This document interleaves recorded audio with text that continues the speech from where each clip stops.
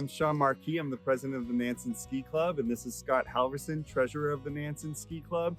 And the enduring vision of our club has been to bring winter fun and recreation to the people of the North Country.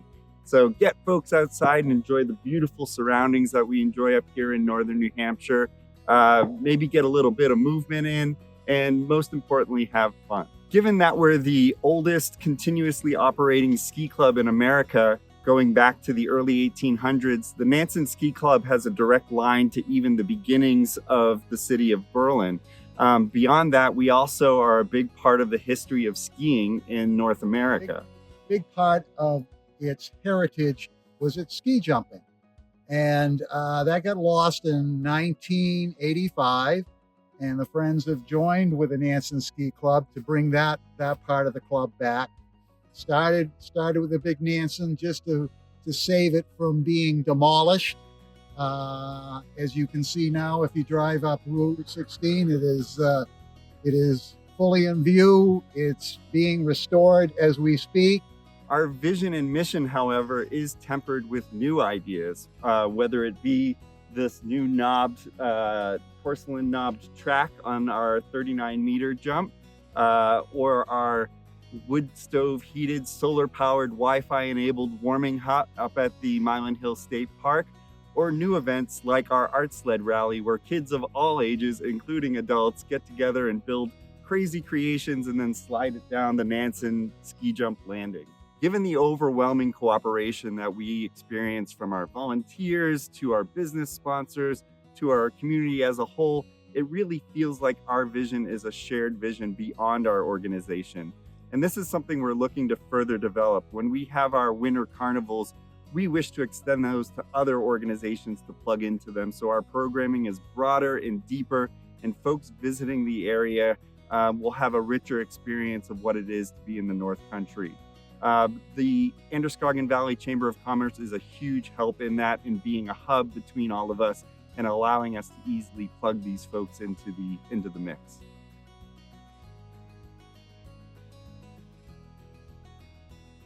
The Riverwalk project was actually the original design of Northern Forest Heritage Park.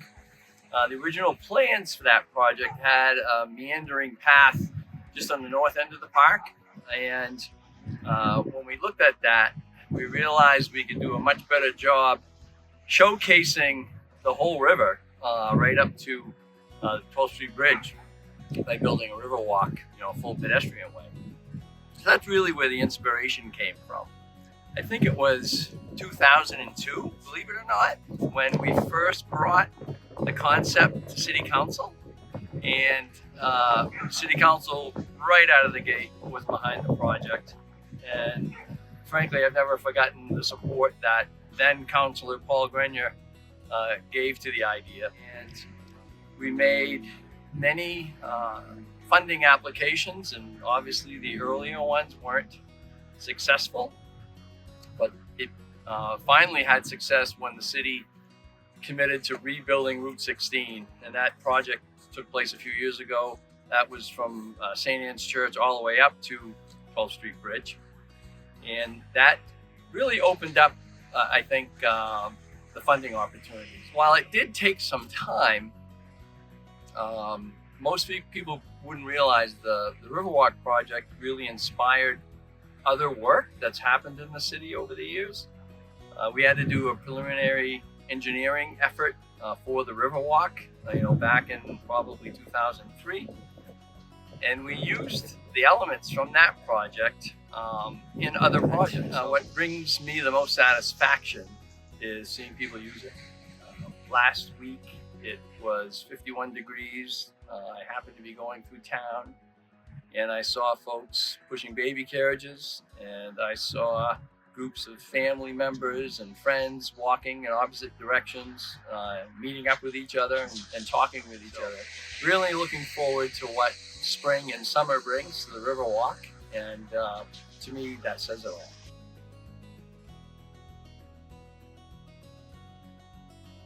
The Coast Hiking Club started really just because when I moved to this area, I just wanted to have trails in my backyard and for riding mountain bikes on. And as that grew, the community around it grew. In 2016, we became a nonprofit and came up with a strategic plan.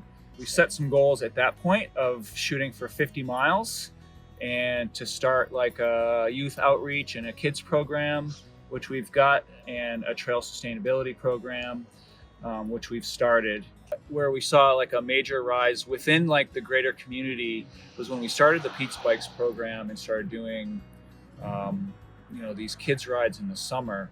The parents would show up to drop their kids off and we would engage with the parents, and next thing we knew there was more local adults starting to get into riding bikes and then wanting to give back. And so then as we started posting our volunteer work days, they would jump on board and they'd bring their kids with them, and so you'd have whole families out doing trail work.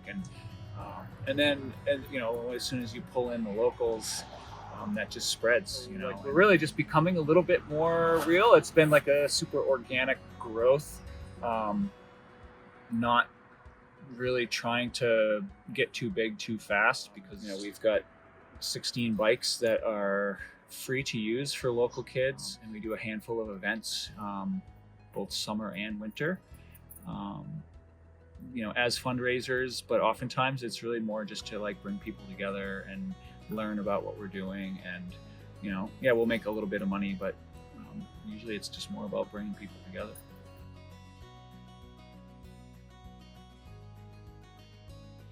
The Moffat House was named after Mary Moffat, and that's her portrait.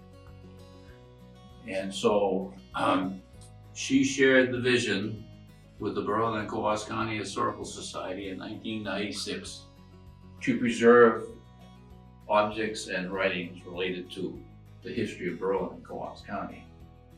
So to help share that vision with us, she donated her home to store all those objects. This museum now is genealogy and sports. Part of preserving our history is not just objects and writings, but the history of its people.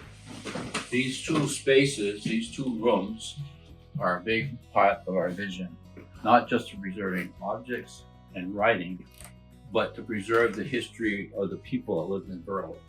So just about any family that lived in Berlin can come here and research their roots in this space. We're at the Berlin Falls House as part of the Berlin and Coos County Historic Society's vision. When we acquired this structure about 2 years ago, was to expand on showing and exhibiting the objects that we have concerning Berlin's history, and also for archival storage. The vision for that history is demonstrated in these spaces: in art, in the company, the mills, Boy Scouts, military, vintage clothing, immigrants. That's all a sampling of all of those things are in this space right now. Another part of our vision is right now we're in the archival recording room. All of our items, objects, writings are in the process of being recorded, documented, and sometimes in the near future we'll have around 2,500 objects that people will be able to view online. So that's pretty much our mission, is to preserve the past for the future.